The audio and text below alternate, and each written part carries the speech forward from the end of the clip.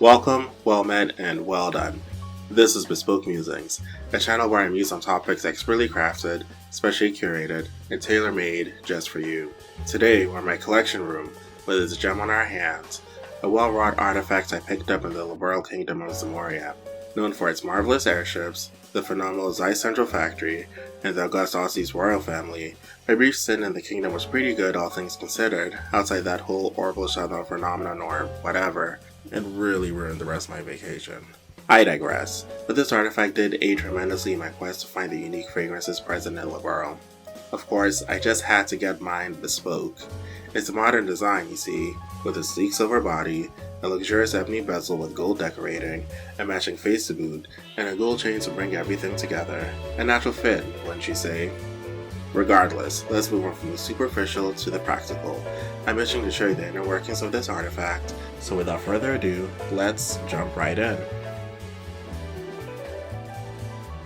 The Orbment system. 4th generation, improved 4th generation. The Orbment system is the main progression system utilized throughout the Trail series, though for today, we'll just be covering the 4th generation Orbments, the ones found in Trails in the Sky 1st chapter, 2nd chapter, and the 3rd. As a progression system, Orbments grant active skills in the form of Orbal Arts, spells, and passive benefits, stat boosts, and traits to characters. To begin, let's take a closer look at the layout of Orbments. 1. Layout. Orbments comprises 3 elements: slots, lines, and upgrade levels, with the latter being introduced in 2nd chapter. Slots are nodes where players can place elementally charged gemstones known as Quartz into, and have the Quartz's effect passively influence a character in myriad ways. There are 6 slots in the 4th generation Orbments, the ones in 1st chapter, while improved 4th generation Orbments have 7, a clever way for the devs to increase the power level available to players in the sequels. Each character's Orbment is unique to them, and most characters are attuned to one of 7 elements, which is reflected in a number of their slots, ranging from 1 to 3. Zen, for example, is attuned to the Earth element, and has 2 slots charged solely to that element, while Mueller, a water-aligned character, has 1 slot charged to it. As you've guessed, only Quartz's aligned to a particular element can be affixed into respective elementally charged slots, steering all characters of an element to certain gameplay styles depending on the stats and arts the Quartz's of that element bestows. The wind element, for example, governs evasion, so characters like Charizard and Annalise will generally dodge more attacks than other characters and have arts that boost evasion, since they have to affix wind elemental Quartzes to their wind slots. In 1st chapter, a number of slots are locked to each character you get and must be unlocked by using Sepith, currency for various features involving Orbments. Essentially, this feature serves to slow the pace of the system down to get players acclimated to it, and also adds a level of decision making that asks players to consider which slots they want to open. Slots closer to the center are cheaper to unlock than those further down the line, but there are benefits to unlocking those slots further down.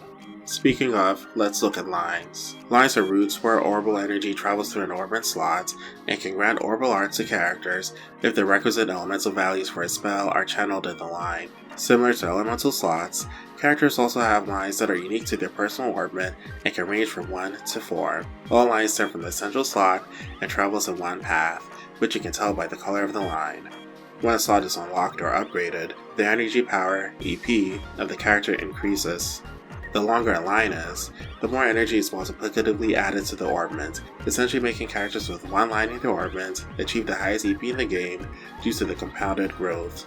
Characters with more lines, thusly, have lower EP, but even in such cases, a character like Tita, who possesses an Orbment with 3 lines, with one line having 3 slots, gets more EP from that line compared to someone like Agate, who only has a max of 2 slots in a line.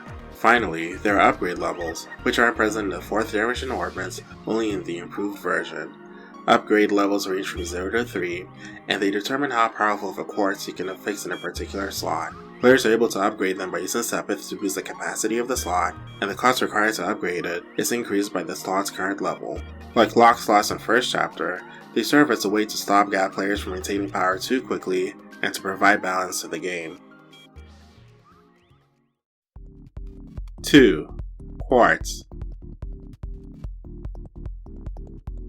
As mentioned in the previous section, Quartzes are gemstones attuned to the 7 elements that confer passive effects to characters and are the crux of the entire system. The passive effects Quartzes grants can be divided into 2 types, stat boosts and traits. While stat boost Quartzes speak for themselves, they boost the stats the quartz indicates. Quartzes with traits have a wide variety of effects, ranging from the EP Cut Quartz that decreases the EP cost of Orbal Arts, to the Heal Quartz that gradually restores the wielder's HP on the field as they move around, to the Mute Quartz that gives basic physical attacks and physical crafts a chance to silence any struck enemies. Many quartzes of the same type can vary in strength and are denoted by the number next to their name, which signifies its rank. In addition, each quartz has an elemental value based on its rank that is added to the line of the slot they're placed in. While many quartzes only give elemental values to their respective element, some rarer and more powerful quartzes often have values of varying elements, making them crucial if you want a character to learn a plethora of spells. 3. Orbal Arts.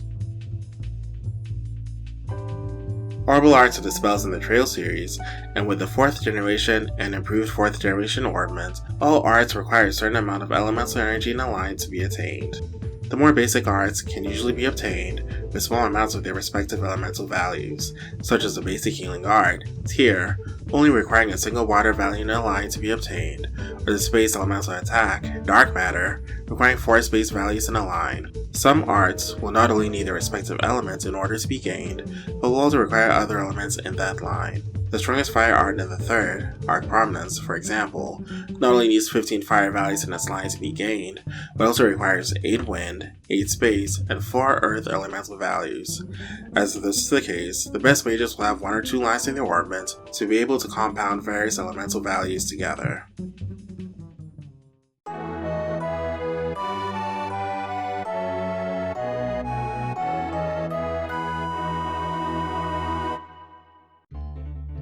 So, to bring it all together, the 4th generation Orbment system is one that bolsters characters by having quartzes boost their stats or provide them with extra effects that influences both battles and actions taken on the field. These quartzes then provide characters with the ability to cast spells depending on which elements and how much of their value are present in a line.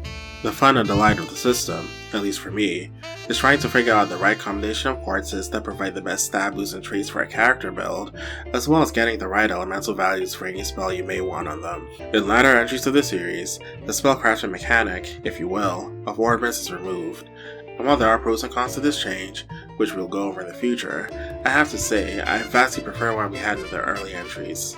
There's a first chapter remake on the horizon, as many of you know, and my biggest worry is that they're going to eschew the brilliance of the 4th generation Orbment in favor of the ones we see in the Cold Steel arc due to its popularity and ease of use, and I hope that my worries are for nothing.